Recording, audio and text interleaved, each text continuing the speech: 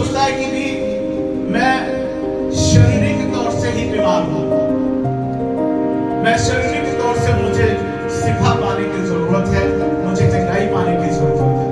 मैं आपको ये बता देना चाहता हूं बात, जब आप लोग अपने आत्मा के कब्र से छुटकारा पाएंगे, आज आपको अगर चंगाई प्राप्त करनी है तो अपने आत्मा के कब्रों से चंगे होने की जरूरत है। बड़े ध्यान से सुनना, लोगों को यही पता है, हमने एक मैसेज डाला और वहां पर लिखा है आत्मिक चंगाई सभा। आत्मिक चंगाई सभा का मतलब है कि आत्मिक रीति से आपको चंगे होने की जरूरत है।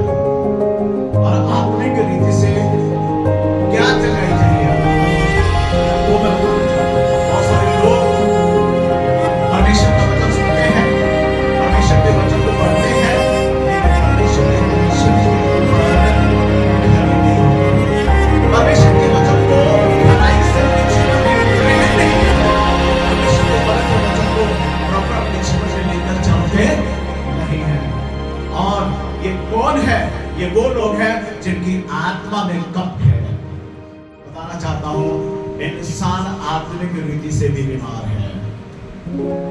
इंसान आत्मिक रीति से भी बीमार है। उसको आत्मा के द्वारा शिफा पाने की जरूरत है, उसको अपनी आत्मा के कब्र से छुटकारा पाने की जरूरत है। मैं आपको बताना चाहता हूं, जो व्यक्ति अपने आत्मा में शिफा पा लेता है, जो व्यक्ति अपने आत्मा के कपटों से बच जाता है, जो व्यक्ति अपने आत्मा में कपट नहीं ले आता, वो कपटी नहीं होता है अपनी आत्मा में, वो क्या होगा? वो परमेश्वर का एक सच्चा जन होता है, परमेश्वर का प्रेम होता है और परमेश्वर की महिमा करता है। लेकिन बहुत सारे लोग यहाँ पर बैठे भी और जो मुझे ऑनलाइन देख रहे सुन रहे हैं, मैं आपको बता दूं कि आप लोगों को शरीर की चंगाइयों की जरूरत नहीं है, आप लोगों को शरीर के द्वारा शिफा पाने की जरूरत नहीं है, आप लोगों को अपनी आत्मा में शिफा पाने की जरूरत है। अपने आत्मा में आपको अपने कपटों से छुटकारा पाने की जरूरत है, ये बहुत ही जरूरत है। और मैं आपको बताऊंगा कि आपके आत्मा में छुटकारा होना बहुत जरूरी है।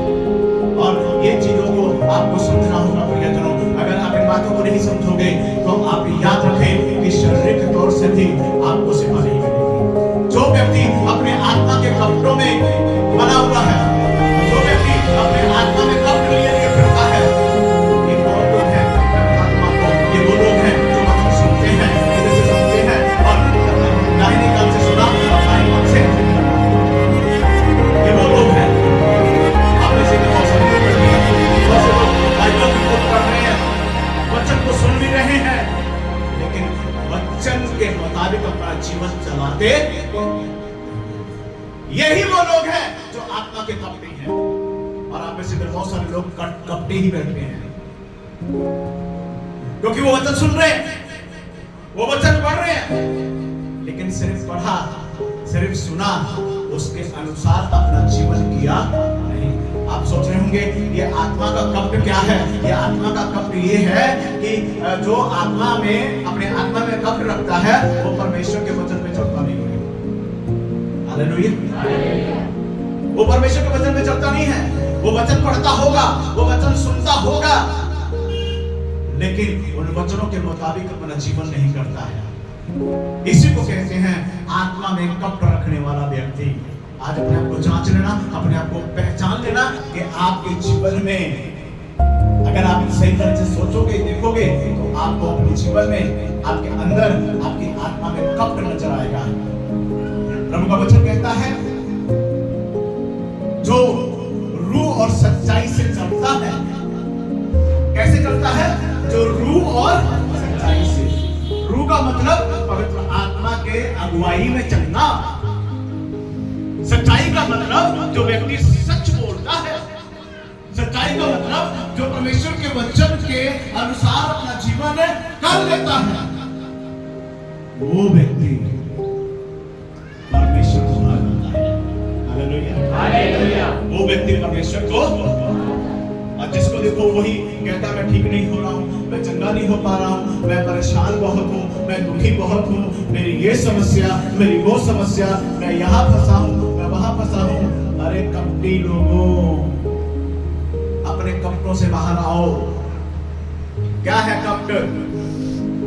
क्या है कपट? कल जब मैं उपवास प्रार्थना में था, परमेश्वर ने ये बातें मुझे सिखाई। परमेश्वर ने कहा इन लोगों को आत्मा में, इनके आत्मा में कपट आ चुका है, ये लोग कपटी हो गए हैं। और इनको बताओ कि तुमको शारीरिक चंगाई प्राप्त करने की जरूरत नहीं, तुमको अपने आत्मा में चंगे होने की